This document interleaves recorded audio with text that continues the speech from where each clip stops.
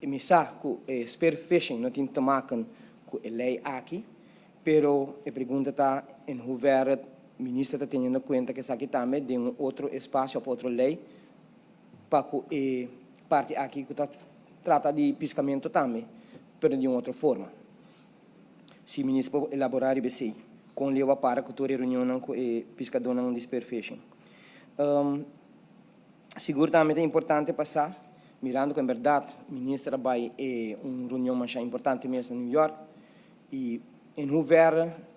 o Rights of Ocean lo contribui também nessa aqui, porque que nós temos que buscar balança para a natureza, o que nós está para pé, pero também nós temos que para buscar balança para nós pescadores que temos que comida para a família, pero também para nós que estamos comprando pescar fora de nós. Então, é importante, senhor presidente,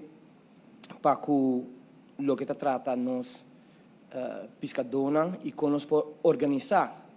E a pergunta da ministra está se a pensa ou está pensando como por chegar a sorte de cooperativa, onde o pescador não pode vender, não pescar e assim o povo pode chegar no mercado e comprar não pescar over